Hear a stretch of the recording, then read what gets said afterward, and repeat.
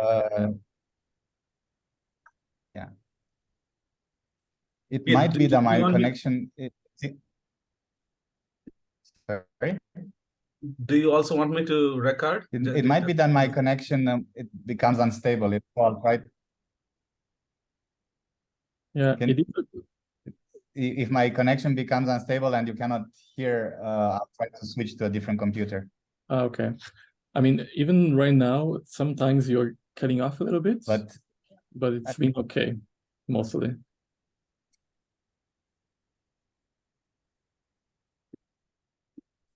Oh, okay. Maybe I should, yeah, maybe let me try to get to start with this other one. Yeah.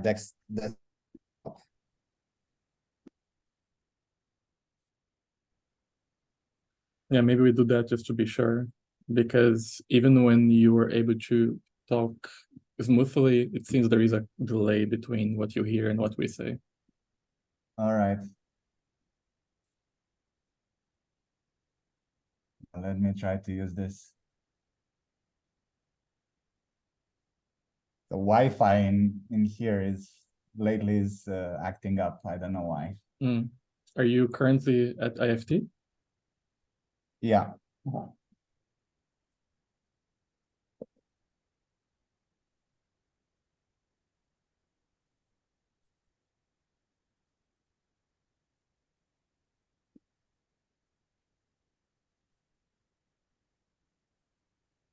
Recording in progress.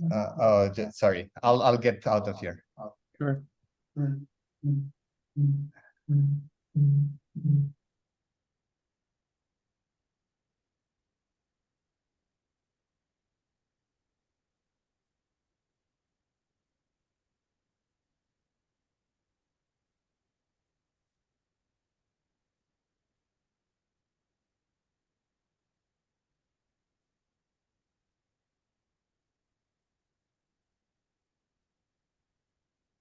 I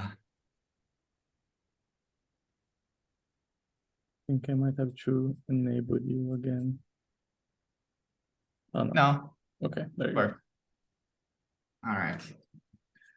Well, okay. This could be slightly more stable, though I cannot guarantee it. Yeah. No, it looks better already. Okay, so maybe we can just wait 2 more minutes and then we can get started. Yeah.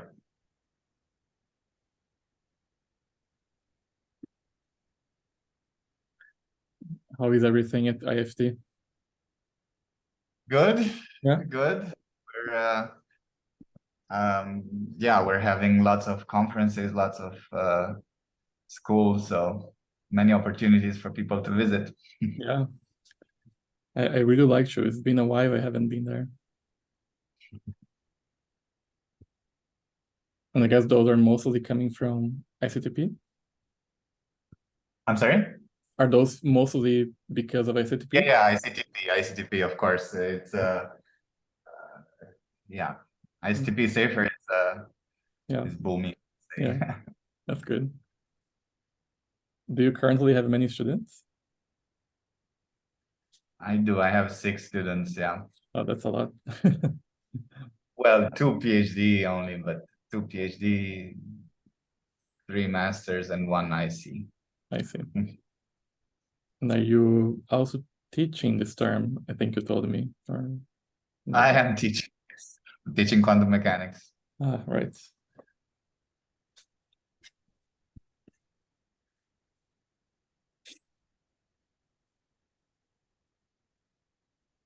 All right, so you want to start? Yeah, so let me just give you a quick introduction, because that goes on the recording as well, and then you can get started, okay? Okay, so hello everybody. Welcome back to the Basics of Quantum Gravity lecture series.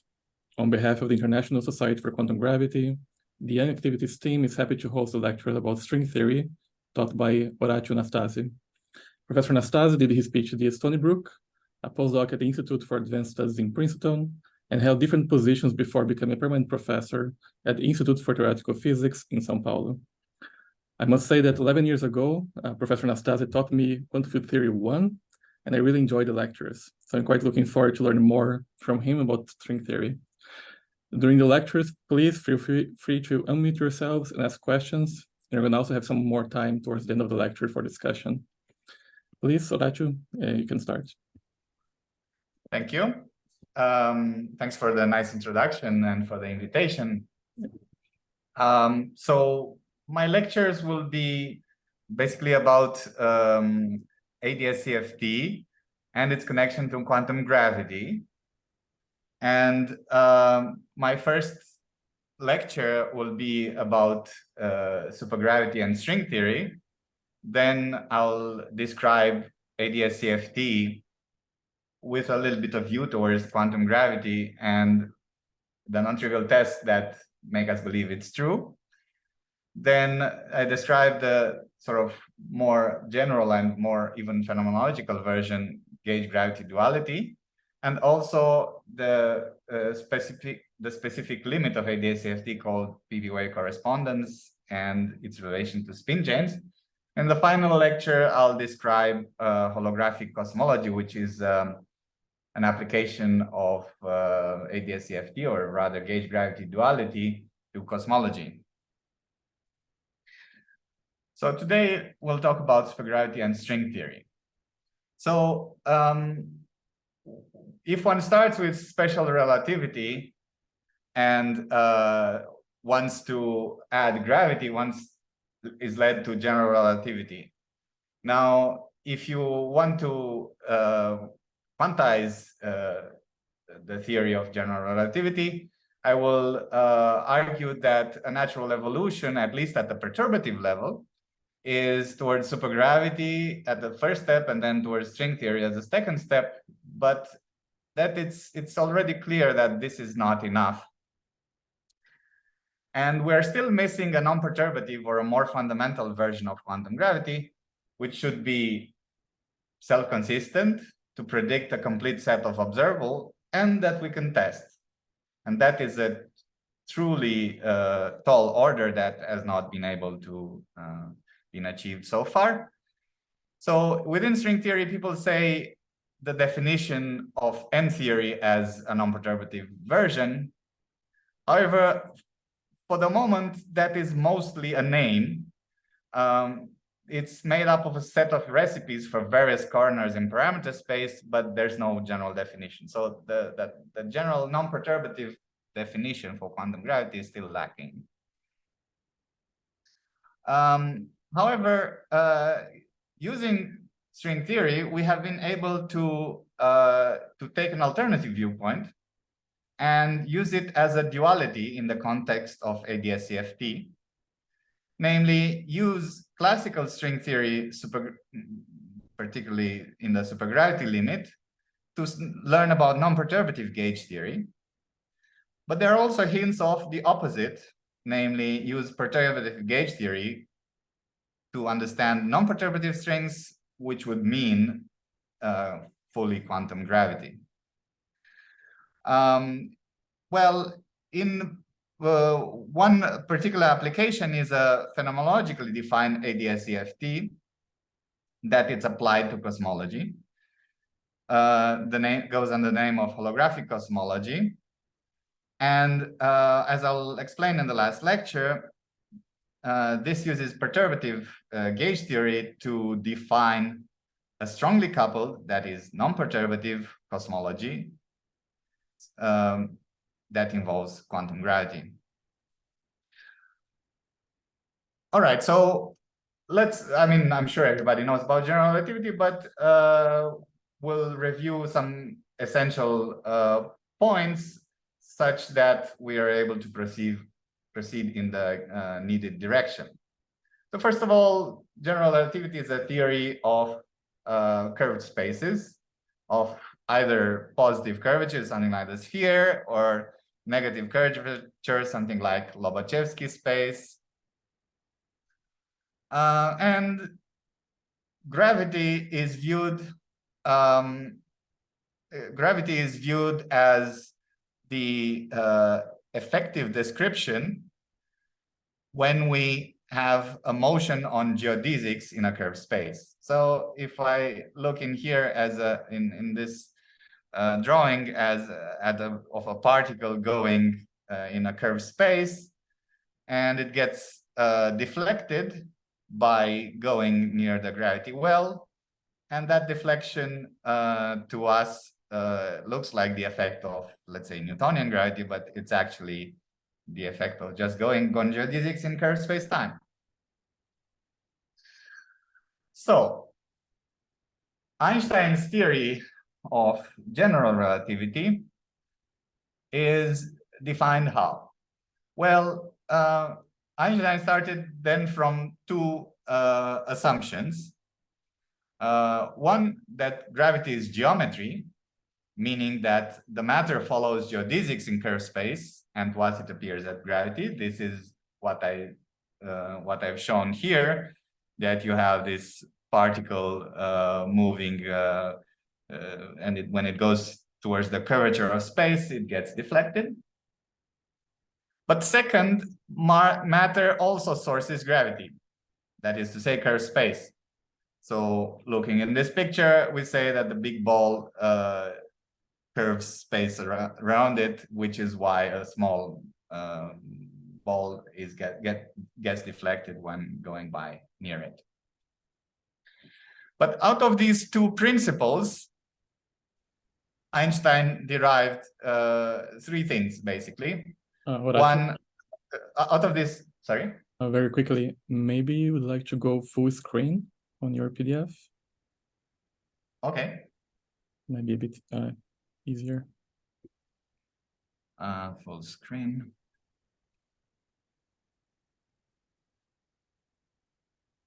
Is better? Yeah, thank you. Okay. So out of these two assumptions, he derives three things: two principles and an equation of motion.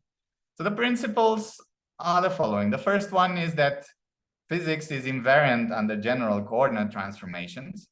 So for an arbitrary x prime I function of xj, the metric, which is the infinitesimal line element on the curved space, so gij of x dxi dxj, transforms to a similar form, g prime ij of x prime dx prime I dx prime j. So in here, we see, well, the invariance of the line element, but more general, we could say covariance under these transformations, covariance of anything. The second would be the equivalence principle, which is to say that there's no difference between acceleration and gravity. This, at the mathematical level, is given by the equality of the inertial mass with the gravitational mass. These two notions of mass were defined basically independently, but everybody sort of assumed that they're the same, even though logically they are not. So the inertial mass is the constant appearing in the Newton's relation of force versus acceleration, and the gravitational mass, it's the constant appearing in the gravitational force versus gravitational acceleration. And the fact that the two are the same means that there's no way to discern between acceleration and gravity. So that's the second principle. And finally, the dynamics of gravity given by Einstein's equations.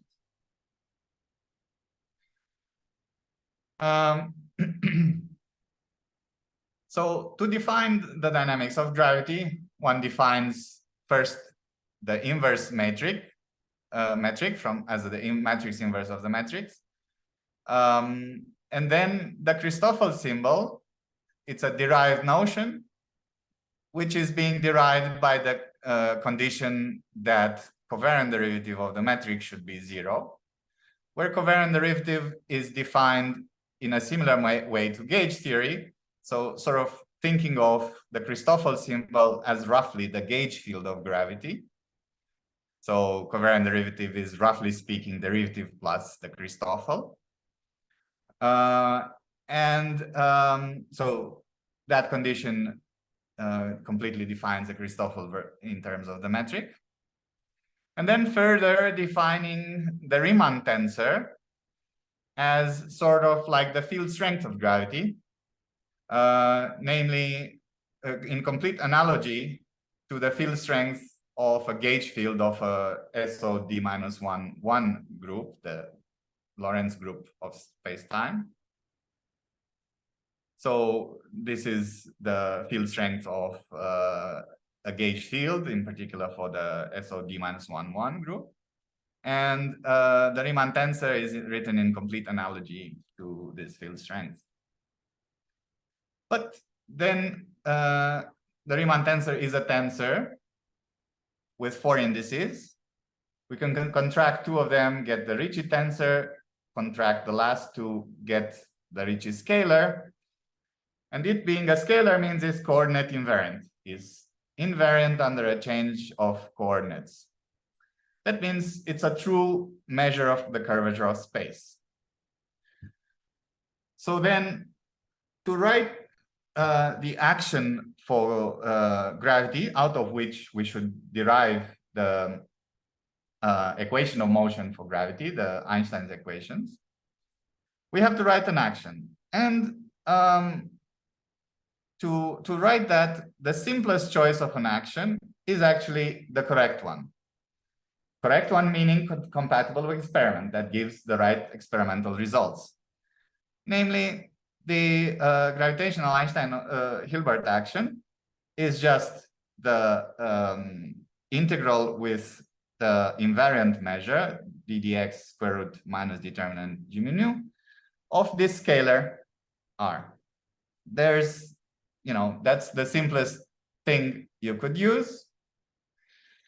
And out of it, we obtain Einstein's equation by varying the gravitational action with respect to the inverse metric and dividing by square root minus g. We get the Einstein tensor r mu nu minus a half g mu nu r. And then by varying the matter with respect to the inverse metric and dividing by square root minus g, we obtain, by definition, this is the very definition of the energy momentum tensor. And so this gives the famous Einstein equation. So now let's step back a little bit and think about how we obtained this equation. Well, we said it's the simplest one. Well, it's not quite the simplest, but the simplest non-trivial one, right? So what we do is we follow the logic in quantum field theory. We always have the same logic in quantum field theory. We write actions compatible with the symmetries, in this case, general coordinate invariance, in increasing order of the mass dimension. The constant in front, 1/16 pi g Newton, can be written as m Planck squared over 2, so it has mass dimension 2. But we integrate over, well, we're talking about d equal 4 here, excuse me. So in d equal 4, the measure has dimension -4. And with +2 from the coefficient, it's dimension -2. So that's that means that R has dimension 2, and that's correct.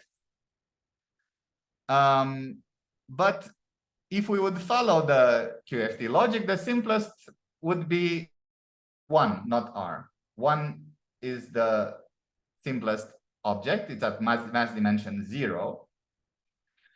It's just that if we just put 1 and integrate over the measure, we get the trivial equation of motion g mu nu is 0. So the simplest non-trivial action turns out to be correct. But it's important to realize, so people say, well, Einstein's equations are very important, very fundamental. They are actually not. It's a little bit of a coincidence that they are. So we see, if you look this quantum field theory point of view, if you take this quantum field theory point of view, the first one is absolutely trivial, gives g mu nu is 0. And if you take the second, the next term in the expansion would be a mass dimension 4. The next invariant term would be a mass dimension 4, something like r squared. There are other things, but let's say something like r squared. Then we note that the maximum observed radius in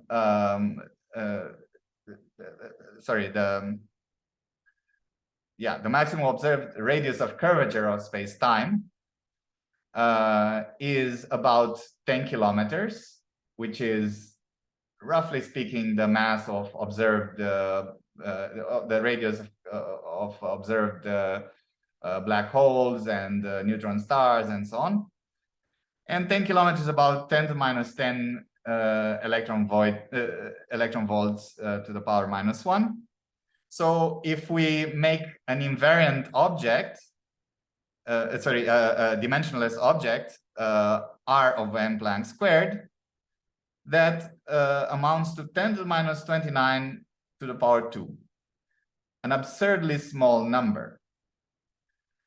So the fact that it's enough to write the Einstein term, and we don't need to add, in principle, we don't need to add other terms to agree with experiment, is simply due to this fact that in nature we only observe things.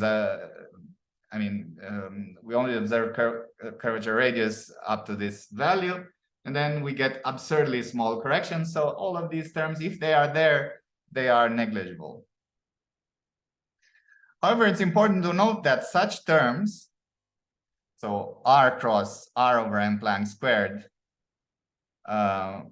appear in quantum gravity, and in particular in string theory effective actions. So they are actually allowed by general relativity. It's not that they're not allowed. They're allowed, but they're very small. They're only unobservable. And they will appear out of loop and string loop effects in quantum gravity. And in string theory, we also have string alpha prime corrections, where alpha prime is the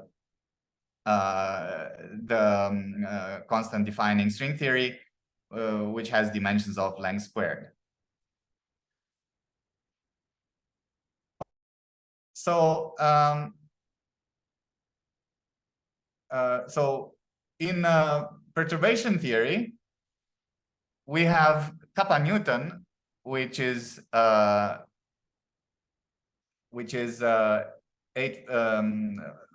Newton squared is 8 pi g Newton, and we expand the metric g mu nu as eta mu nu plus 2 kappa Newton h mu nu, such that h mu nu now has dimensions of a scalar in 4 dimensions. And by expanding this, the Einstein Hilbert action becomes the quadratic Hertz-Pauli action to first order. That's written here. But we remember that we have general coordinate invariance. That's a kind of a gauge invariance. And so fixing a gauge for that, namely the de Donder gauge written here, that's the equivalent of the covariant gauge or Lorentz gauge in electromagnetism. We get just a Klein-Gordon action for these scalar-like objects. Then if we go one step further in the expansion, and we consider also vertices by expanding the Einstein Hilbert action to higher orders. For instance, the first order term would be of order kappa Newton h cubed. Then, and we take these vertices and construct quantum field theory diagrams, in particular loop diagrams. We find that even at one loop, we have non-renormalizability of the theory, of the quantum gravitational theory. And that is easily understood in terms of counting dimensional analysis or counting dimensions of loops, because kappa Newton has dimension -1. So it's negative, which means that the effective coupling at a certain energy is kappa Newton times the energy, and it goes to infinity as the energy goes to infinity. That's basically the origin of non-renormalizability. But the question is then, is this a fundamental problem? I mean, is it something, the fact that quantum gravity, if you just have quantum gravity, this perturbative quantum gravity expanding G mu in kappa Newton, is it a fundamental problem? I mean, something that just kills the theory? No, it's not. I mean, we say we say non-renormalizable theories are bad, but what we mean by bad is that they are 1 degree further of complication from the usual complication of renormalizability, that you need to hide infinities into the coupling constants. So the 1 degree further of complication is that it's not enough to use the initial action. You have to add other terms that were not in the classical action and renormalize the coefficients of these other terms. And you must do this ad infinitum. So at each loop order, you add some term, and then at the end you have an infinite number of terms, all of which have coefficients that need renormalizing. But what you'll get more terms of the type that we described. These things like r squared over some n squared, r cubed over n fourth, and so on, at increasing loop order. So from the point of view of just a recipe for calculating things, there's no problem. It's just very complicated, very complicated. But fundamentally, there's no problem. However, if you like things to be simple and things that nature is not so twisted as to find this extremely complicated theory, this suggests that there's maybe a more fundamental quantum gravity. And so if we're doing perturbation theory, more fundamental at the perturbative level. So the theory might be finite, in which case we're talking about, the theory might be renormalizable, in which we're perhaps talking about supergravity. So as a first attempt, we will see supergravity that gives some cancellations of some loop divergences between bosons and fermions. And if you want this to be even further, even nicer, then you go to string theory, in which case what will happen is, because there's this parameter alpha prime that is like this 1 over m squared in front of the r squared term, then you basically get all these terms 1 over m to the 2n r to the n plus 1 from the start. So, in renormalizability, you say, in order to have renormalizability, you say, well, the terms have to be in the classical action, and then you renormalize them. But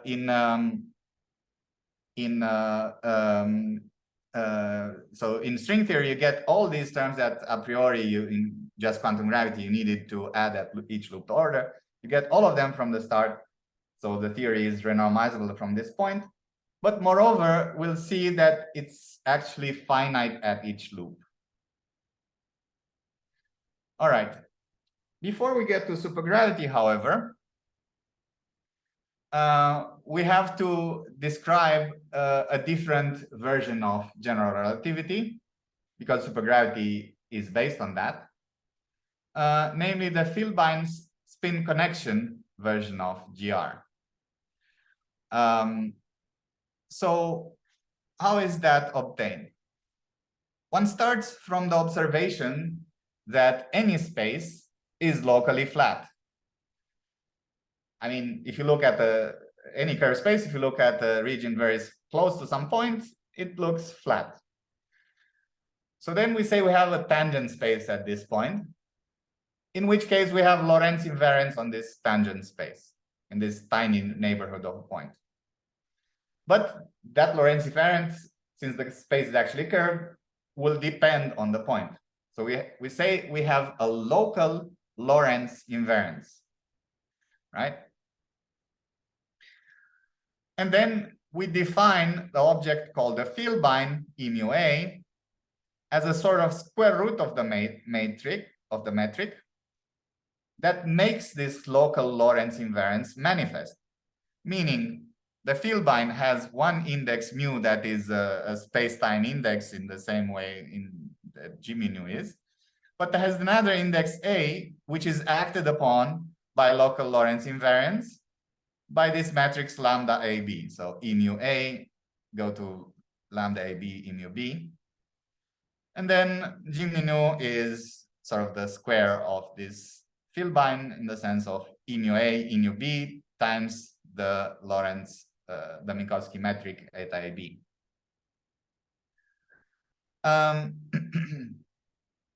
Yeah, I guess I did not define covariant derivatives on tensors, which means bosonic objects yet, but it's defined with Christoffel symbol.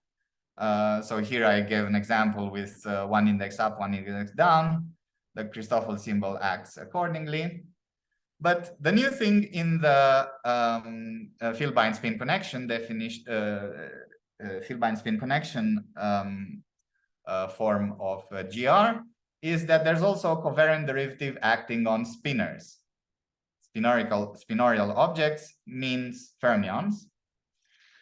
And the name of the object that appears in this covariant derivative is spin connection, from the fact that connection is a math term for gauge field, and spin because it's for spinors.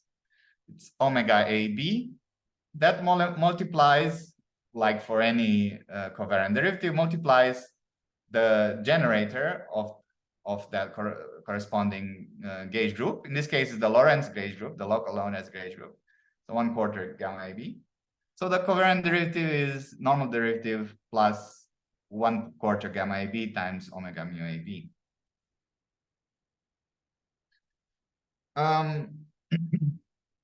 Now we have two ways of describing the presence of this spin connection. So the Filbein, as we saw, is a square root of the metric.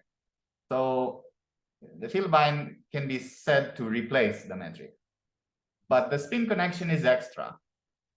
So we have 2 points of view. We can either think that omega is not independent, it's just a given function of the Filbein, omega mu AB of E, in which case we have the second order formulation.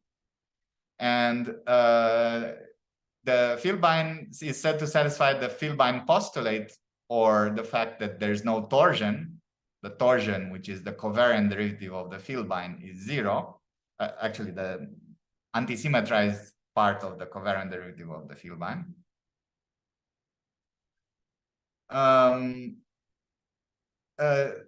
So the Filbein postulate can be defined only in terms of the antisymmetric part of this covariant derivative, in which case we obtain the form of omega as a function of E, given here, some long expression.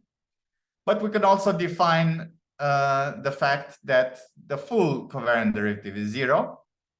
Covariant derivative on a Filbein is with omega acting on the local Lorentz index and with the Christoffel acting on a space-time index. So if I put this condition, the antisymmetric part gives omega AB of E, and the symmetric part gives the Christoffel in terms of E. And then we define also now the true free field strength. So in the case of the Riemann tensor versus Christoffel, the relation was a bit of an analogy with the field strength of a gauge field, but now it's a true field strength of a gauge field for omega. For this SO1 D-1 gauge field, S1D minus 1 being the local Lorentz gauge group. And not surprisingly, if we write this field strength R of omega and replace omega with omega of E, and then this object is related to the Riemann tensor, which is written as a function of the Christoffel, which itself is as a function of E. So the relation between these two objects is given by just these Filbein and inverse Filbein.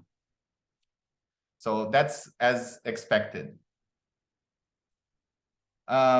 And then we can say that also by contraction of these indices, we can say that the Ricci scalar, which is just contraction of this guy, with the Filbeins is also so the Ricci scalar is the contraction of the Riemann tensor with a metric. Then you obtain from this relation that it's also given by the contraction of R min AB with inverse Filbeins, which means that the Einstein Hilbert action becomes just this contraction, R min AB with E minus 1 A mu, E minus 1 B mu. And the measure square root minus determinant G is now determinant E. So this is the so-called second order formulation where omega is a function of E. But then we can see that actually we can just give, having this action, we could just put omega to be independent, because if I do that, I can rewrite this action in this form. So in the end, I can write it as this sort of geometric or form language action, epsilon A, B, C, D, RAB, omega, wedge, EC, wedge, ED, where RAB is now a 2 form and ECD are 1 forms. If I write it in this form, it's very easy to see that the equation of motion of this independent omega, remember R is the field strength of this omega, so I just peel off the derivative of it and put it on the Filbein. So the equation of motion is that the torsion is 0. So the equation for omega of E, which means I go back to the second order formulation. All right, so we've defined general relativity. We've defined the Filbein spin connection formulation of general relativity. And I was saying that the first step of making perturbative quantum gravity better is to add supersymmetry to it and make it supergravity. So let's see what that is. Let's see first then what supersymmetry is. Supersymmetry is a symmetry between bosons and fermions. So the simplest case to understand that is in 2 dimensions with just 1 Majorana spinor and 1 real scalar. On-shell supersymmetry means I have to have the same number of degrees of freedom for bosons and fermions. Since I vary a boson into a fermion, I have to vary 1 degree of freedom into another degree of freedom. But that's fine. 1 Majorana spinor and 1 real scalar have on shell 1 degree each. And I just write the free action for them. So -1/2 d mu phi squared plus psi bar d slash psi.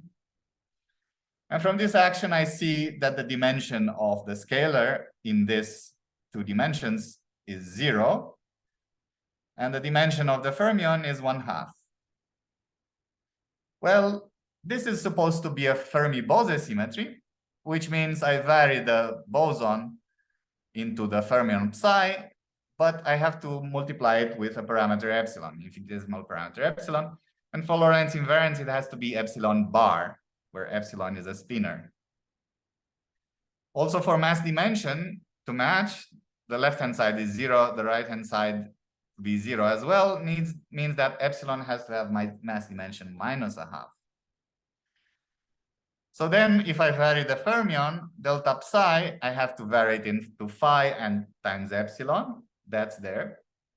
But then I'm missing a dimension 1 object. And it should not alter the fermionic structure of this coming from epsilon. So the only thing that that has this property and so doesn't add any extra indices is d slash d mu gamma mu. So this is completely the symmetry, and you can check that in fact the action is on shell invariant under this. And off shell, we see that the Majorana spinor has off shell has 2 degrees of freedom in 2 dimension. Is a 2-dimensional column vector, whereas the boson is still 1-dimensional, 1 degree of freedom. So I need to add 1 auxiliary degree of freedom, and I call that F. And I add the simplest thing I can add, F squared over 2, whose equation of motion is F equal to 0 if I vary with respect to F. So F equal to 0 is an equation of motion, a bosonic one, so it can only vary into a fermionic equation of motion, which is d slash psi. So delta F has to be epsilon bar d slash psi. That's just because both sides are equation of motion, and then mass dimensions work as well, indices work as well. Delta phi is still epsilon bar psi, and the only change is to delta psi that I need to add this extra term f epsilon, which is 0 on shell. Now the it's not enough for off shell supersymmetry. It's not enough to have the action be invariant of shell. Actually, what this is slightly subtle. What it means is that the algebra of supersymmetry variations, so delta epsilon 1 commuted with delta epsilon 2, where epsilon is the supersymmetry parameter, must be satisfied also off shell, meaning without the use of equations of motion. That turns out to be more constraining. We'll keep that information for the moment. I don't want to say anything more here. So now about supergravity. Well, we said supergravity is a supersymmetric theory of gravity. But there's another way of thinking about supergravity, which is as a theory of local supersymmetry. A theory of local supersymmetry, which means that the parameter epsilon with spinor index alpha should be a function of x. But then general theory of local invariances says that there should be something like a gauge field of supersymmetry, right? Something that, you know, has an extra index mu. So I would call it in between quotes a mu alpha of x. But actually the correct term, since it has an index alpha, which is a spinorial index, is a gravitino, and it's called usually psi mu alpha of x. And this gravitino is the supersymmetric partner of the graviton, or more precisely of the Filbein, E mu A. So n equal 1 supergravity in 4 dimensions is just that, the Filbein and the gravitino. And the action is the Einstein Hilbert action in terms of the Filbein spin connection that we wrote, and the so-called Rarita-Schwinger action for the gravitino, which is written here with a measured determinant E. I have psi bar mu gamma mu rho d mu psi rho. And the supersymmetry transformation laws are also kind of easily understood. So the variation of the gravitino is written thinking of it as local supersymmetry. So the variation of a gauge field is covariant derivative, derivative, but in this case, it's gravity, so it should be covariant derivative of the parameter. So delta psi mu is d mu epsilon. And the variation of the Filbein this is like the bosonic phi from the two-dimensional example previously. So it should be something like epsilon bar times psi. Just that, well, first the indices don't work, so I need to add an extra matrix gamma mu in the middle, gamma A in the middle for indices to work. And then mass dimensions also don't kind of work, or this is really more of a definition, so I put kappa n over 2. So all right, so this is the action and supersymmetry transformation laws of n=1 supergravity in 4 dimensions.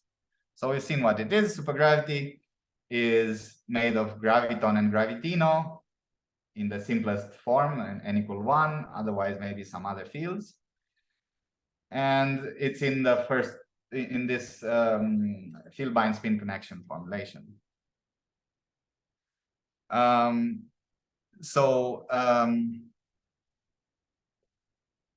Yeah, there's some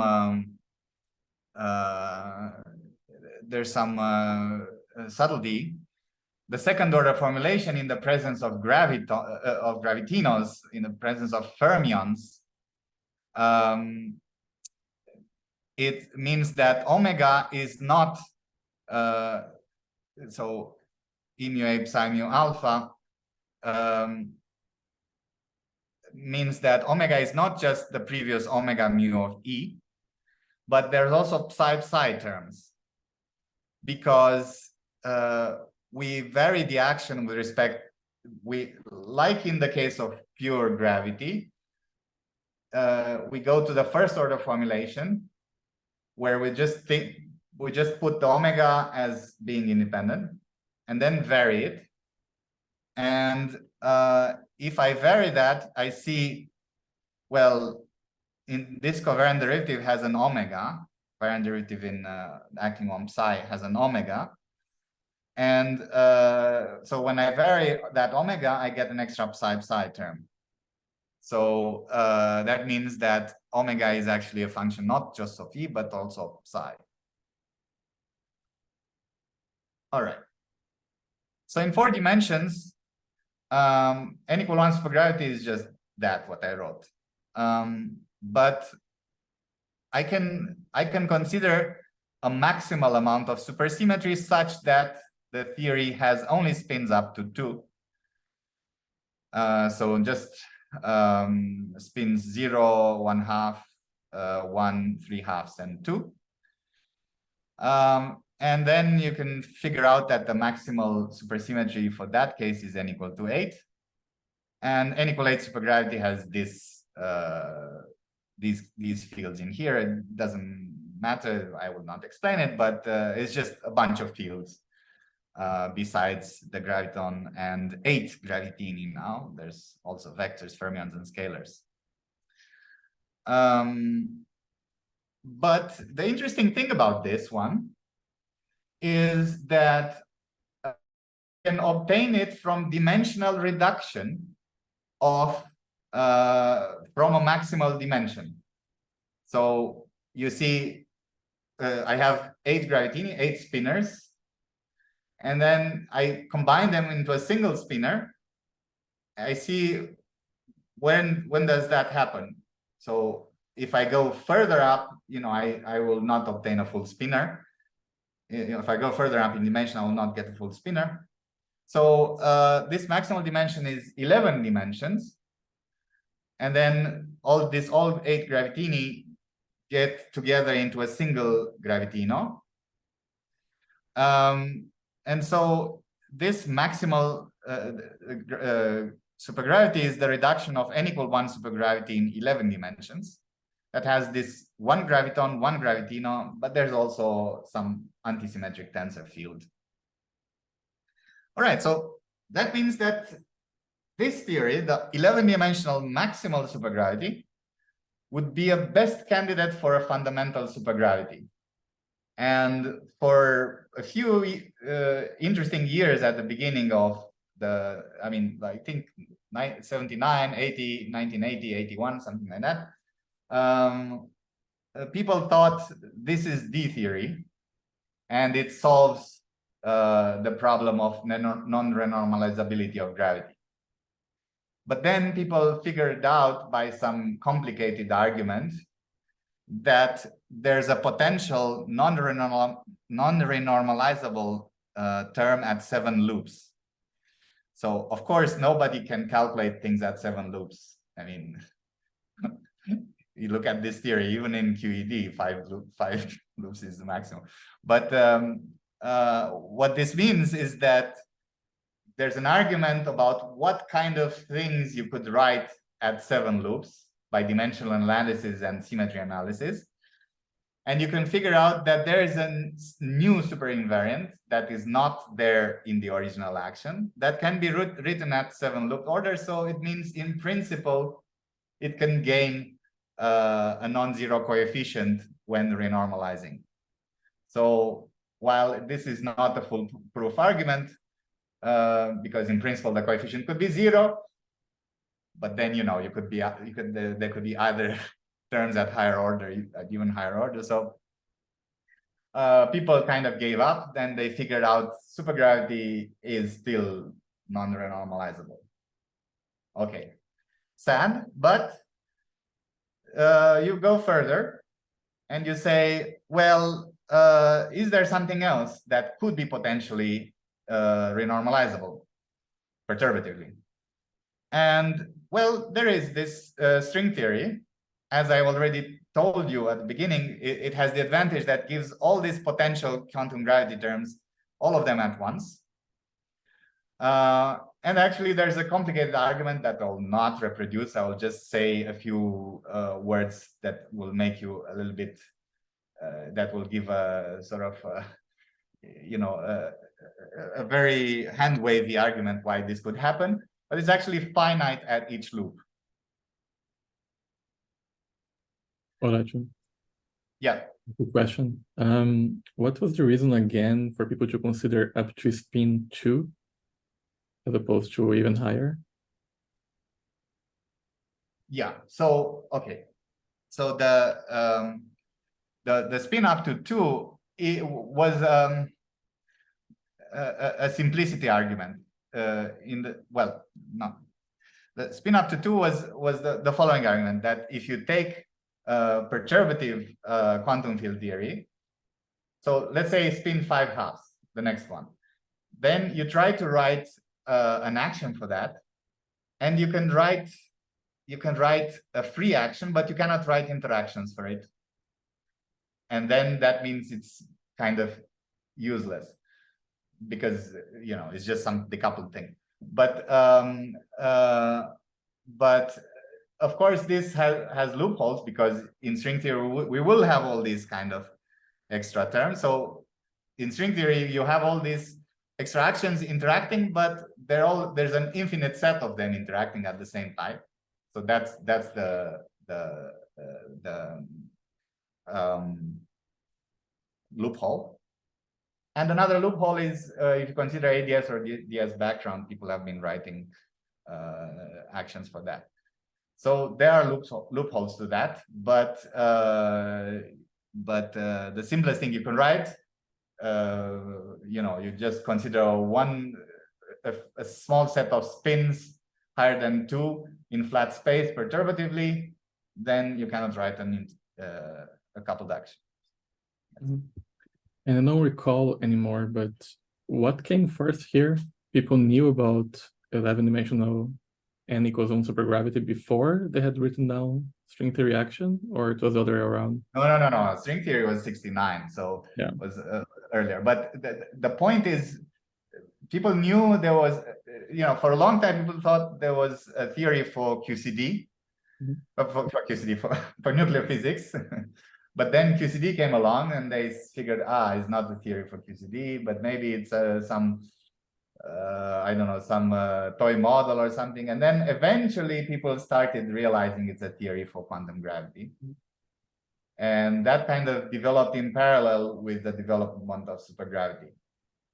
But supergravity was a regular quantum field theory. Everything was understood about it. So people for the longest time had this thought, maybe supergravity works, and they started, calculating 1 loop, 2 loop, 3 loop, not 3 loop, no, but 1 loop, 2 loop, and so on in various theories.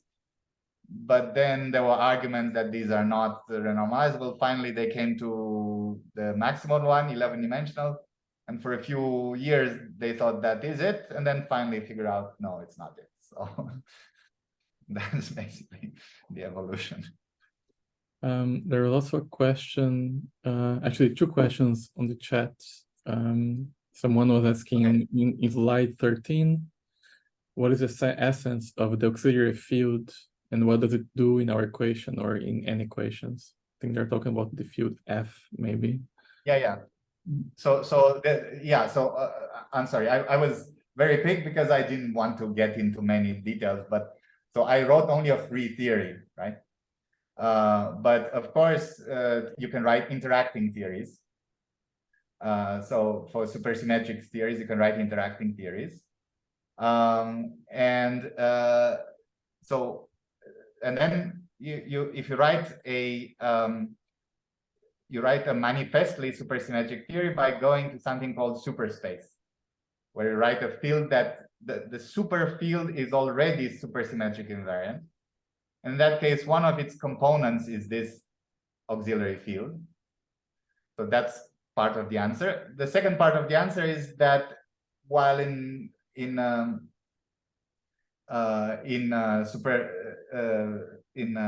rigid supersymmetry, the auxiliary field is auxiliary.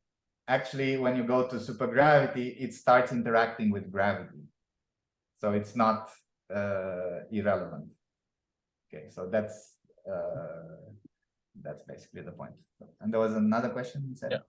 Yeah, someone is asking if there is a supersymmetric formulation for Yang Mills, and if it's different from the example that you showed, scalar plus fermion. Yeah, of course. There's all sorts of supersymmetric models. So as I said, people wrote supersymmetric models for all spins up to 2. So then you can write also for, if you just forget gravity, you think of only spins up to 1. So spins 0, 1/2, and 1. And then the maximal amount of supersymmetry is n equal 4. And so you can write a n equal 1 supersymmetric fields, both for Yang-Mills and for scalars, right? And then you can write n equal 2 supersymmetric actions, so both for Yang-Mills and for, well, something like scalars. And then finally, a unique n equal 4 supersymmetric action that includes Yang-Mills, scalars, and fermions. So we'll get to that particular action later on. So, all right. And there's another question, I think. Someone is asking, in the Filbein formulation of gravity, is it safe to imagine it in the sense that there are E, A, mu, X fields on top of Minkowski metric? No. So let me go back to the formulation. So you see the metric G mu nu is written like this. So if you expand G mu nu around the Minkowski metric eta mu nu, this amounts to expanding E mu A around delta mu A, right? So the field E mu A is a field that is expanded around the identity, the same way as the metric is expanded around the Minkowski metric. Okay.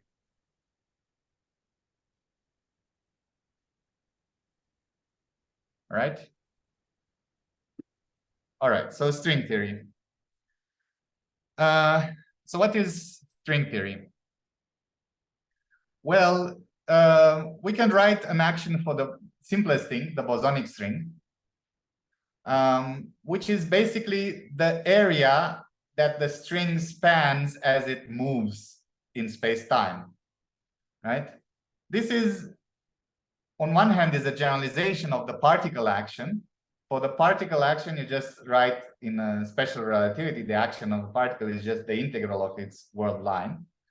So now we write the integral of the world sheet spanned by the string. But on the other hand, if you think about general relativity, it's also natural to write the measure, just the integration, the invariant integration measure, square root determinant of the metric on the world sheet. So both of these forms give this. So the only different thing is in this Nambu-Goto action is that you have an induced metric. So in general relativity, in general, you think of intrinsic metric on some curved space. You don't think, it's not useful to think of the space as being embedded into some bigger space.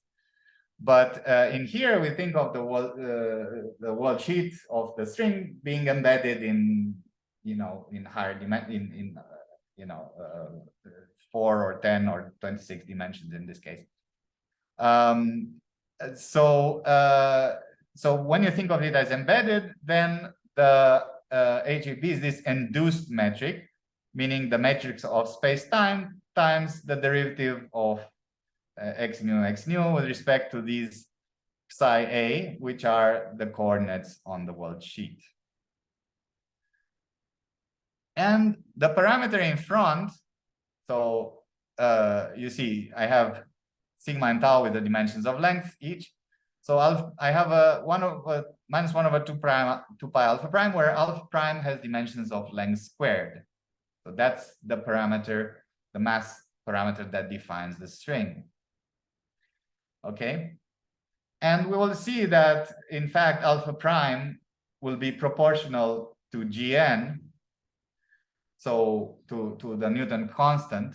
And both have, at the first, you just see that they both have the same dimension, minus 2.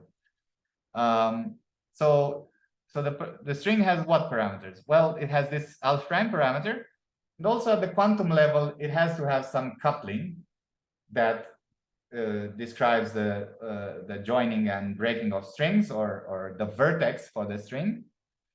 However, this is not a true parameter in the sense that this in string theory appears as a vacuum expectation value of a field.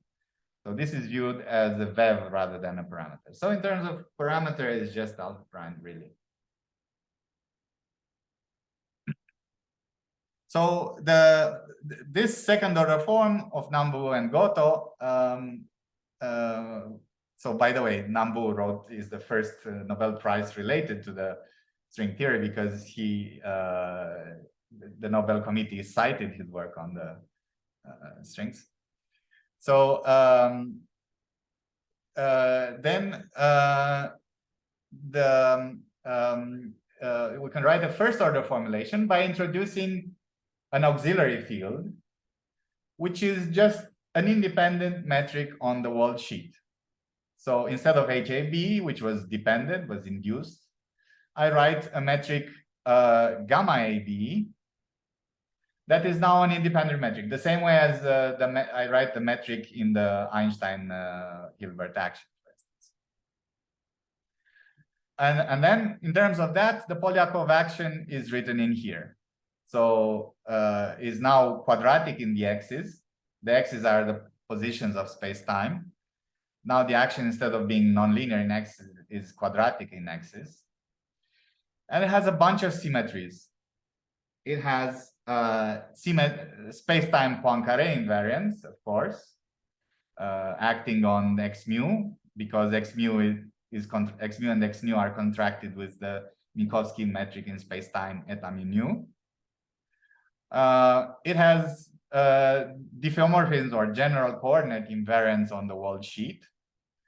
And under these invariance, the space-time coordinates are invariant, they're scalars, right? I mean, that's as it should be, the position shouldn't change. But there's also this extra symmetry, Weil invariance, multiplying this gamma in B metric with some arbitrary scalar function. Now, if you count the wall-sheet diffeomorphisms, there are two transformations of sigma and tau, and the Weil, one more function, three functions. Three functions can put a symmetric 2x2 matrix into any form we want. So in particular, we can put it to 1, to the matrix 1. So fixing the gauges for these symmetries, we put the gamma to the Minkowski metric. And so now the action becomes very simple, becomes just a two-dimensional free scalar. Not one, but D free scalar. So with mu goes to 1 to D, but there's just free scalars in free massless scalars in 2 dimensions on this world sheet, right? So x mu are just free scalars acting on living in these 2 dimensions on the world sheet. This action still has some invariance, which is conformal invariance. And this is a residual gauge invariance. This, if you remember electromagnetism, in electromagnetism, I can fix the radiation gauge, which amounts to fixing both Lorentz gauge d mu a mu is 0 and Coulomb gauge a0 is 0. You can fix both of them, right? If you just fix d mu a mu equal to 0, you have a residual gauge invariance that allows you to fix also the Coulomb gauge. So the same thing happens here. Although by counting parameters, I seem to have fixed everything, I actually haven't. But the conformal invariance does not depend on an arbitrary parameter. It depends on particular combinations. So that's why it doesn't count like degree of freedom. It's the dependence on sigma plus tau only, not on independently on sigma and tau. So so then the equation of motion of that is just the wave equation in 2 dimensions. Box x is 0. D sigma squared, dd sigma squared minus dd tau squared is 0. And the solution of that is an arbitrary function of sigma minus tau plus an arbitrary function of sigma plus tau. That's the general solution of the wave equation in 2 dimensions. But then we have to give some boundary terms to fix the boundary terms. Well, when you vary the action, you get the bulk term that gives the equation of motion, and then a boundary term, which is this one here.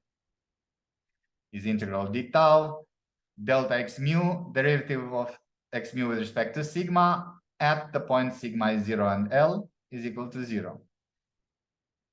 So when you look at this condition, when you put this boundary term equal to 0, you get 3 types of strings. Closed strings, meaning periodic boundary conditions. Sigma equal to L is the same as sigma equal to 0. Then open strings, where sigma is 0 and sigma equal to L are different.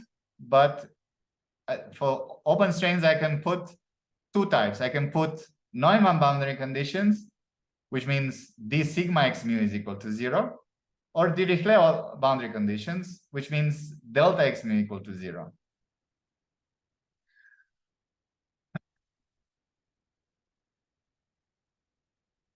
Then I also have to impose the so-called Virasoro constraint, which is in a gauge theory, when I impose a gauge, I have to remember to put the equation of motion of the gauge mode that I fixed I have to put that equation of motion to 0 as a constraint now. And the gauge mode now is the worldsheet metric gamma AB, which was fixed. So I have to put the variation of the action with respect to gamma AB to 0. But the variation of the action with respect to gamma AB is by definition the energy momentum tensor in 2 dimensions. And that gives some constraints. So we have the equation of motion, boundary conditions, and constraints. We take these 3 things and we solve. So first, choosing the boundary condition for closed strings. Then you take the general solution of the wave equation, x mu of sigma, tau minus sigma, and x mu of tau plus sigma. And now closed strings means periodicity, right? Sigma equals 0 is equal to sigma equal to L. And so if I have periodicity, it's like a circle. And on a circle, I can do Fourier modes. So I basically just expand these general functions of sigma minus tau and sigma plus tau into Fourier modes, like I did here. So with coefficients alpha and mu over n and alpha tilde and mu over n, right? And then there's also an overall motion of the string, so a fixed x mu and a fixed momentum in the tau direction. Then for open strings, I said the simplest condition is Newman open strings, where I take d sigma of x mu equal to 0. The Neumann boundary condition. And if I impose the Neumann boundary condition, it's basically the same as for the closed string, except I identify alpha and mu with alpha tilde and mu. Okay. Then I said that these constraints are the components of the energy momentum tensor TAB. And I can find that the independent components can be written as T minus minus and T plus plus, where minus and plus are sigma plus tau and sigma minus tau. And I can take Fourier modes around the closed string of these constraints and figure out and calculate that these Fourier modes have this expression. But the important thing is that the 0 Fourier modes, so the Fourier mode for no dependence on the closed string, L0 and L0 bar, give an important condition. So the 0 mode will contain also this momentum P mu, overall momentum of the string. And then this overall momentum of the string, I take it to mean that P mu, so P squared is minus m squared, gives the mass squared of the string. On the other hand, this is related to this, from this L0 bar to these combinations of alphas.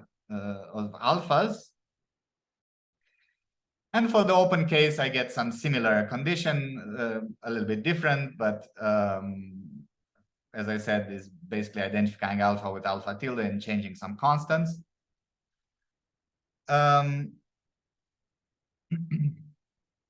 And this condition is important because now it allows us to calculate the spectrum of the string. What possible m squareds do I have? All right, but first let's think about the logic of string theory. let's try to understand the logic of string theory. So I've written an action on the world sheet of the string. Why is that enough in some sense? Well, let's try to think this back up to a particle and try to think of the regular quantum field theory of particles. Well, so I can write a quantum field theory in a first quantized formalism, not second quantized, just first quantized, meaning I write a particle, the action on the world line of the particle.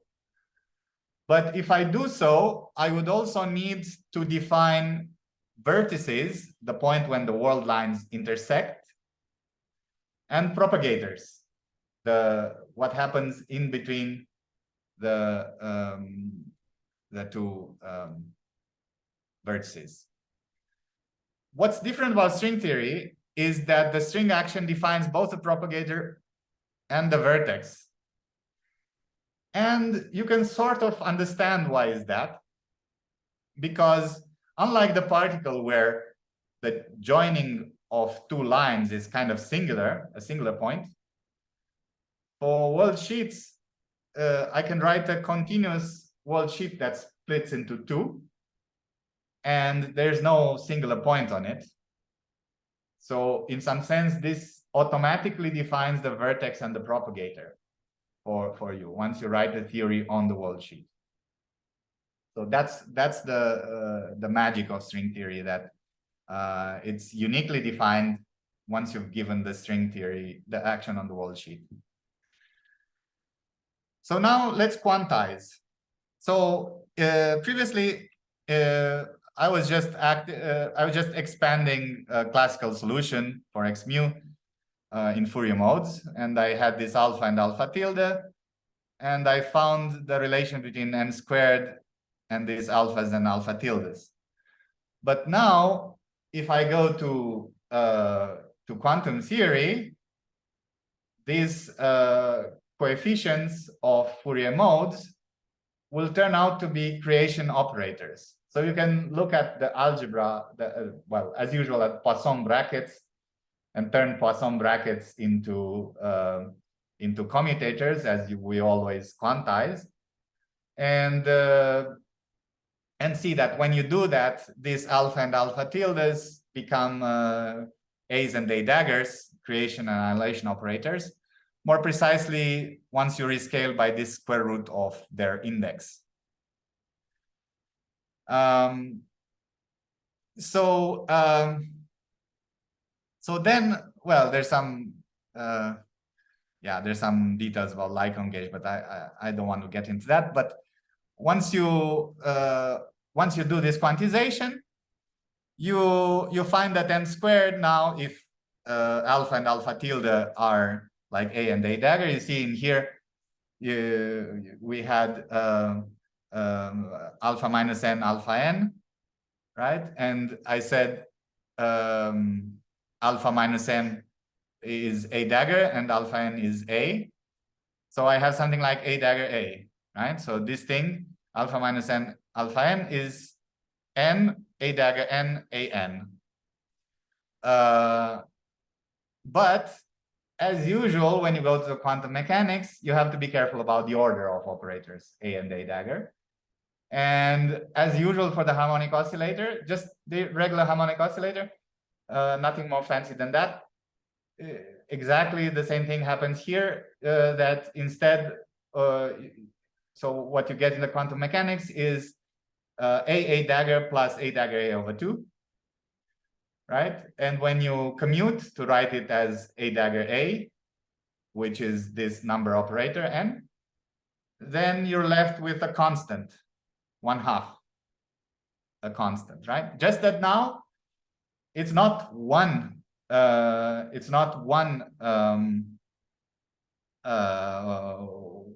mode like for a single harmonic oscillator. There's an infinite number of modes spanned by all these n's. So it's sum over n of this 1/2, right?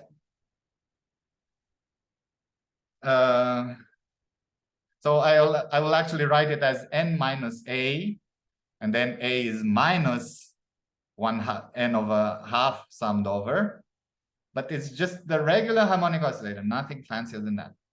It's just an infinite number of harmonic oscillators.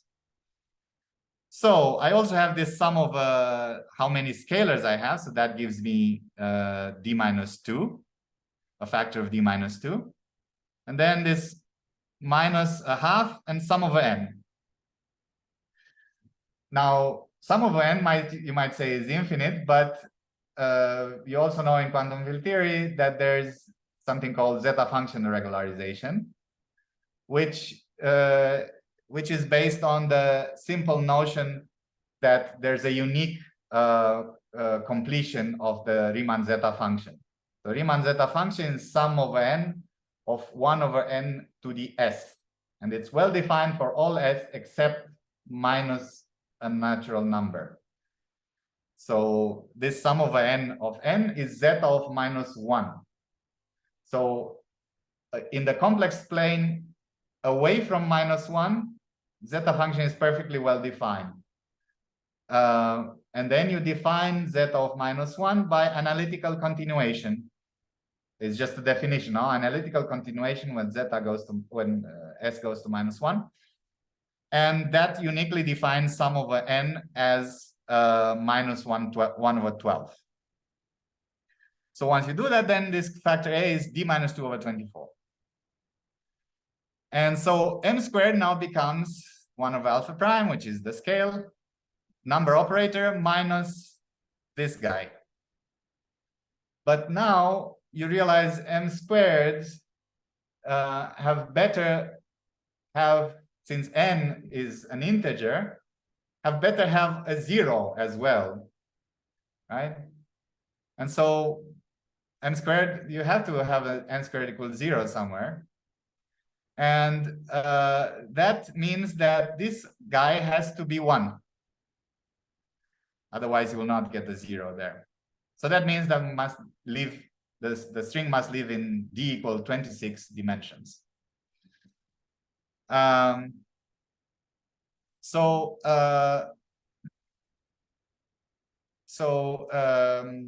Yeah, so here I did for simplicity with only one alpha for open string. For closed string with alpha and alpha tilde is similar.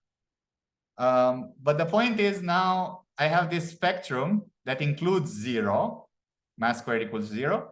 But otherwise I have an infinite number of oscillators defined by a dagger and I. So string theory is what then? String theory is a field theory of an infinite number of different kind of fields, right? So these A daggers are, well, I said they're kind of, I mean, really like harmonic oscillators, but like the harmonic oscillators, let's say for phonons in a material, you know, which are oscillators which are modes in a material. Now they're modes for the string living in the vacuum, right?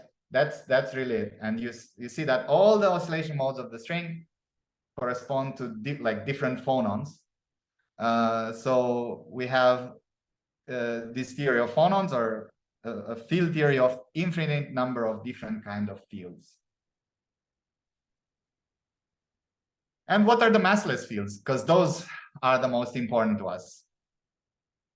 Well, are given by this creation operator with alpha minus 1, which are the lowest mass ones. And we see that for the closed string, I have an alpha and alpha tilde.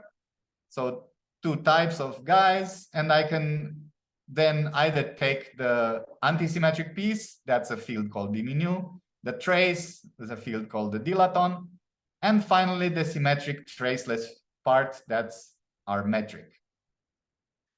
So since we found this symmetric traceless field, massless field, which by definition has to be the metric, it has been proven that there's no other symmetric traceless massless field in nature. So once you accept this, you're automatically led to the Einstein Hilbert action. That means that string theory is a theory of quantum gravity. So we finally arrived at quantum gravity from string theory. So what about, so this mode, I wrote alpha -1, but actually this mode also has tachyons, m squared negative. If you look in here, if I put n equal to 0, I would get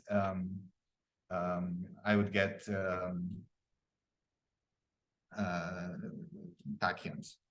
So so then to get rid of tachyons, one really needs something else. What one needs is supersymmetry.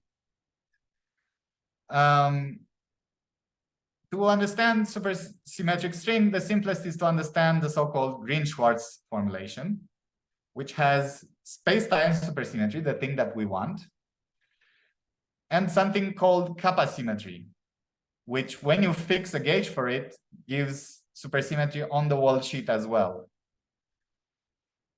So this is obtained by introducing some space-time spinors that are also wall sheet scalars, these thetas. And then instead of derivatives of x, I make this sort of covariant derivatives in some sense, or pi mu a, which is dx minus I theta bar a gamma mu dA theta a.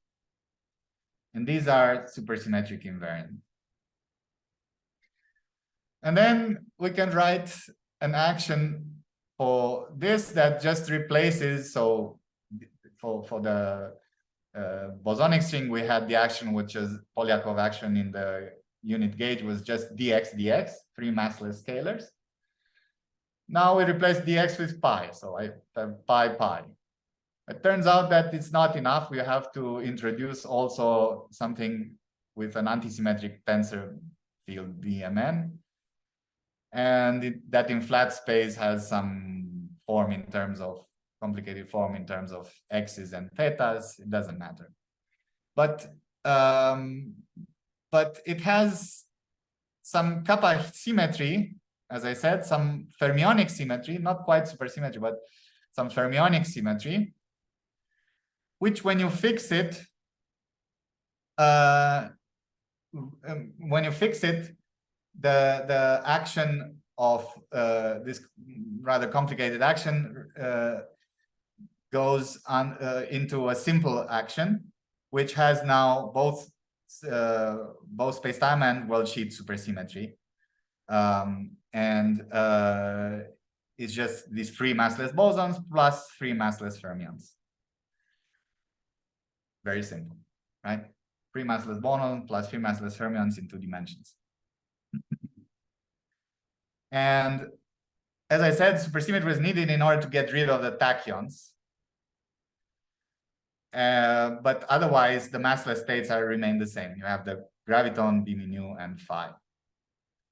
And now comes the issue I wanted to describe to you. There are no divergences at any loop.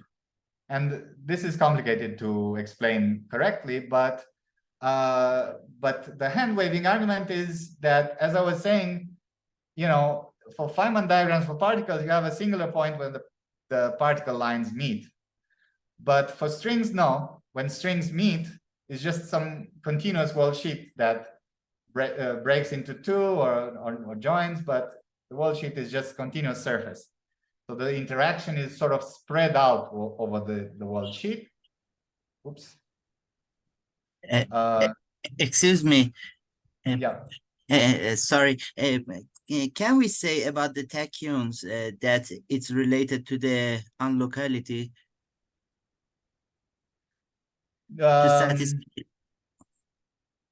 Well, no, because the supersymmetric string is also in some sense non-local because it has a length, right? So it's not really that. What is commonly believed, so what is a tachyon? A tachyon is a negative curvature in some potential, right? If the tachyon field is some scalar, m squared negative means the curvature goes down, which means that the thing is unstable and it wants to go to a different vacuum. And remember, we're doing perturbative theory here, perturbation theory. So the belief is that the bosonic string is just unstable in this vacuum and there's some stable vacuum somewhere else. But it's not clear that if that's the case or not. But thank you. that's what it means. If the vacuum is unstable, that's what it means. Understand. Thank you. All right. So I got at the end of my, but can I use like 5 or 10 more minutes? Yeah, of course. All right. So I want to describe D-branes because that will be the starting point of next lecture. But in order to do that, I have to start with a certain symmetry called T-duality of string perturbation theory when the space-time has a compact direction, like a circle. So let's say X25 is compact. And let's say that the string winds around this compact direction m times. So x of sigma plus 2 pi, the endpoint of the string, is x of sigma plus this object 2 pi alpha prime w, where w is actually m, the number of times it winds, times r over alpha prime. Then the classical solution gets modified for the string, gets modified by this extra term, alpha prime w sigma.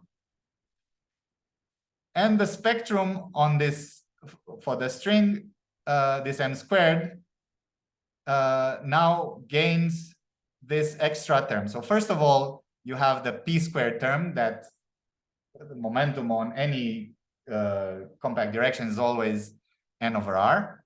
It's quantized, so you have n over r squared. But then this w squared also now is now m r over alpha prime squared.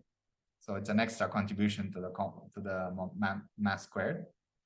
But now looking at this, just looking at it, it's obvious that it has a symmetry where you exchange n with m and r with alpha prime over r. And also, if you look at this higher order terms, you see you exchange the modes alpha n with minus alpha n and alpha tilde n with alpha tilde. And so that's constant. Now, if you consider, oh my goodness, this equation is badly wrong here. So if you consider x25 equal xl plus xr, then this, and you go on the solution, then on the solution, you see that x25 is exchanged by x prime 25, where you put a minus in front of xr. So that's the T-duality for symmetry for closed strings. So that's a symmetry that you just look at it and it's clear, it's there. But now you state that the symmetry is also valid for open strings. And so it takes you from x25 to the same x prime 25, which is xl minus xr. And then you see what happens.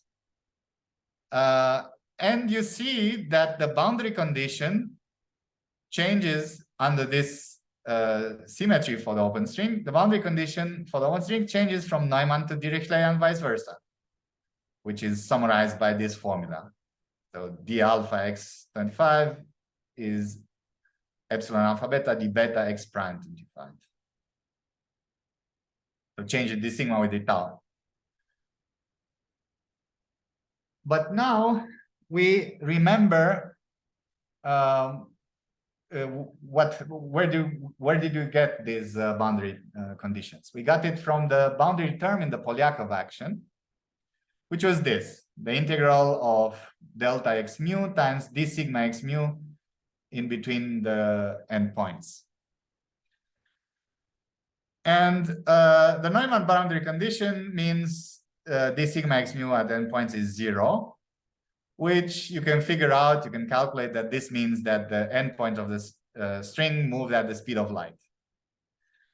On the other hand, delta x mu equal to 0 means x mu is constant at the endpoints. That is to say, the endpoints are fixed, right? X mu is constant at the endpoints, the endpoints are fixed. And now x mu are different directions in space-time. So I can, in principle, choose a number of directions to have Neumann conditions and a number to have Dirichlet conditions. And let me choose p plus 1 to have Neumann conditions and the rest to be Dirichlet. Then that means that the endpoint is fixed in these extra dimensions, and it can only move in these p plus 1 dimensions. So the open string can move in p plus 1 dimensions. So it moves into this object that we call dp brane, sort of world volume. Okay, so the open string can move only in the directions on this dp brane in this figure A in here, for instance.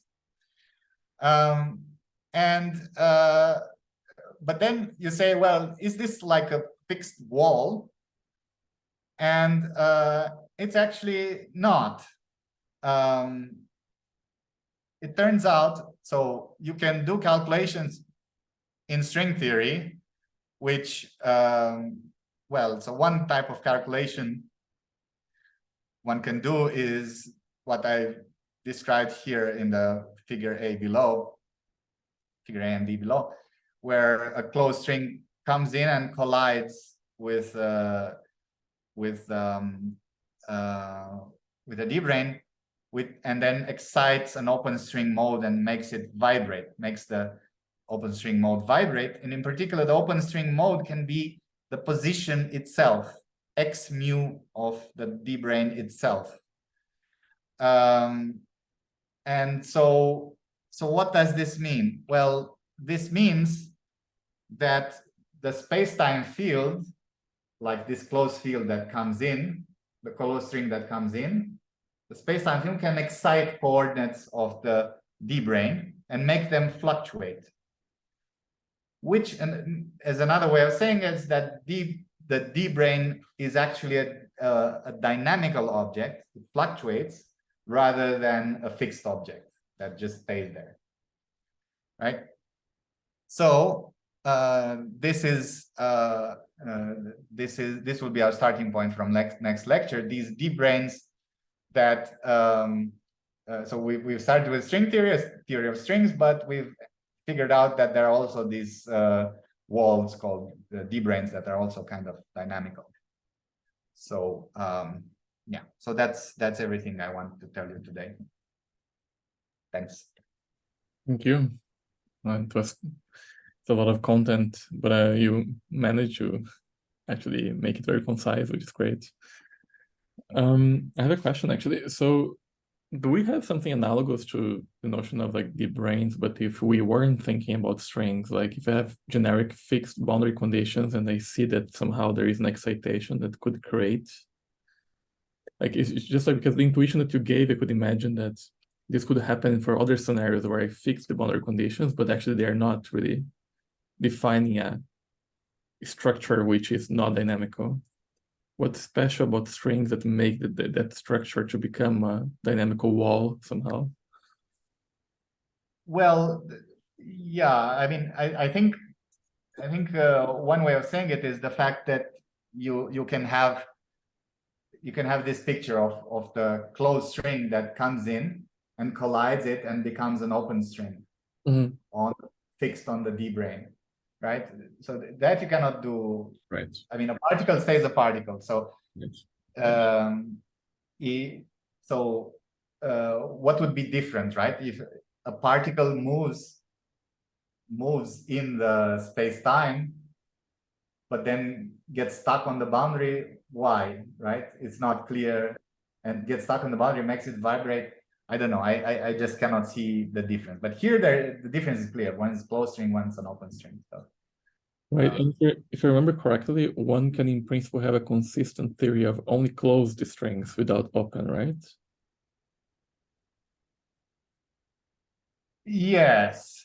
Okay. Yes, that's right. So one can have a consistent theory of only closed strings, but the way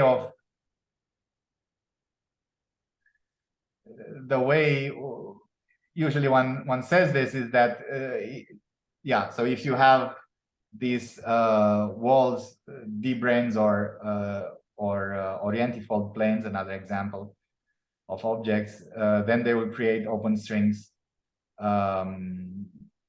So in a sense, there's always the possibility to make them interact with open strings. It's just that you need to have these objects sitting around. Yeah. Do we have other questions from the other participants? Yeah, please go ahead and ask your question. Oh, I think you said that you cannot ask a question because you are not. I can ask now. Okay, please go ahead.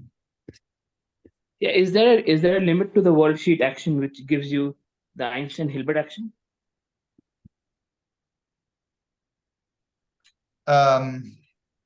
No, what happens, so in 2 dimensions, the Einstein Hilbert action, the Ricci scalar, so the integral of the Ricci scalar is a topological number, the Euler number.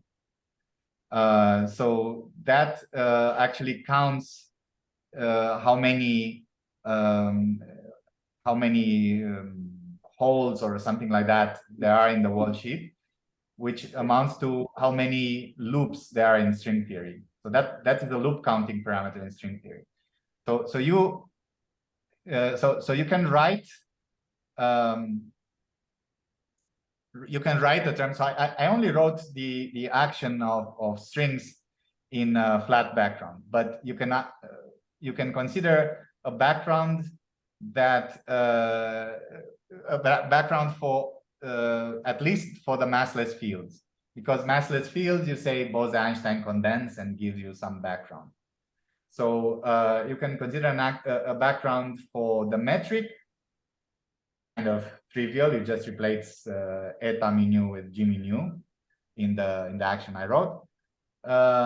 Then you can write an action for non-trivial b mu, and that is also kind of clear. You write the integral of dA x mu dA x nu times b mu. So you just replace basically g mu with b mu.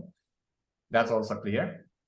But you can also write the integral of the scalar that was massless, the dilaton. So there were 3 massless fields, g mu, b mu, and phi. So the scalar phi integrated with the Ricci scalar. And so when phi is a constant, then the integral of the Ricci scalar is the Euler characteristic. But when the phi is not constant, it's a non-trivial action. And you can consider it, if you want, as Einstein Hilbert with varying Newton's constant, right? Okay, but I mean, in GR we generally categorize spacetimes with the curvature. Like we can have a curvature singularity and all those. So how do we do that? But in Similarly, 2 dimensions, you cannot. That's what I'm saying. In 2 dimensions, for Riemann surfaces in 2 dimensions, right? You cannot. Yeah, you don't have a well-defined notion of an invariant notion of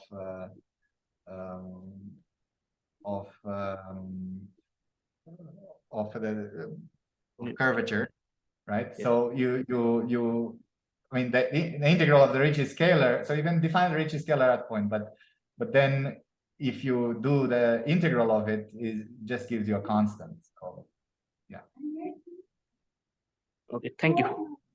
Sure. Idrus, go ahead. Oh yeah. Hi, Horatiu. Thank you for the very Hi. nice lecture. I have a questions about this boundary condition. Is there any guidance from string theory on how many Dirichlet boundary conditions should we have, or the Newman boundary conditions that should we have? And Yes. so, yeah, which basically states about how many branes that we should have that compatible with What the type of brains? What type of brains? what type of brain? Yeah, Right. exactly. Yes. And also, is there Exactly. a Yeah. connection between these brains and the Randall syndrome brains by any means? Yeah, well, that's a good question. But so let me answer the first question, which is very simple to answer. So yes, there is a relation. So what is a brain? So a brain is something between, so logically something between an electron and a monopole, in the sense that you need to have, you need it to be sourced by some source, right? But it's also it also has its mass has some dependence on the coupling. It's not completely fundamental. So but since you need it to be sourced by a source, you can think of just like for electrons, right? Electrons need it to need a gauge field to source for them to be the source of. So that means the same thing happens in this case. But so an A mu is its source is a zero brane, which means a particle, right? But a dp brane, its source is an antisymmetric tensor with p+1 indices, right? So the 1 is for time and then p for the space dimensions. And so it depends how, if you have these fields in the theory. So these are called Ramon-Ramon fields.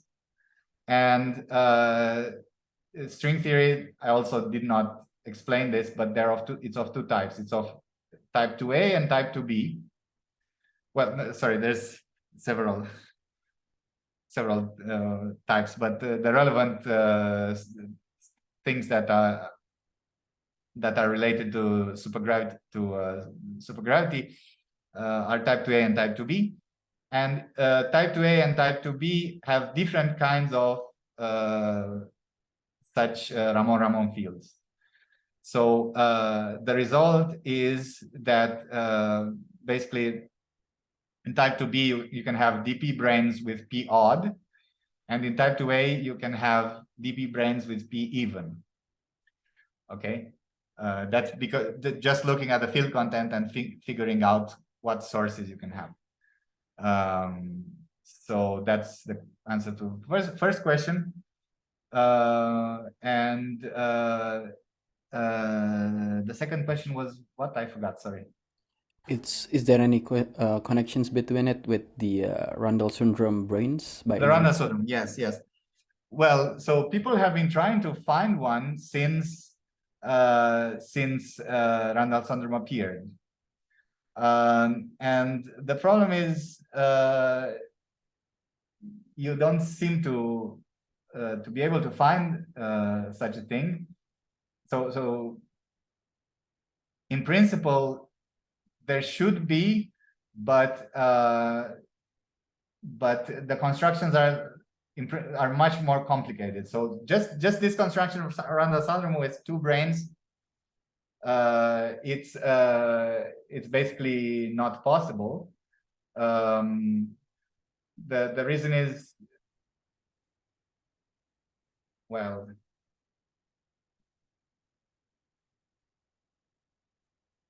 yeah, okay, it's a little bit complicated, but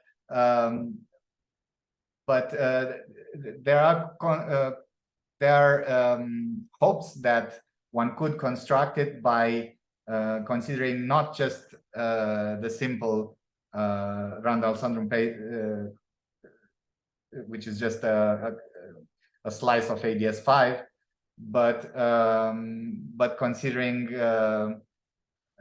adding some more non-trivial geometries that are approximated by a slice of AdS5.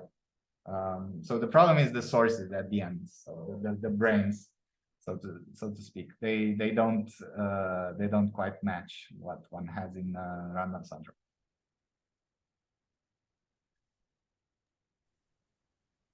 Okay. Is there any other question? The chat, anything? No. No.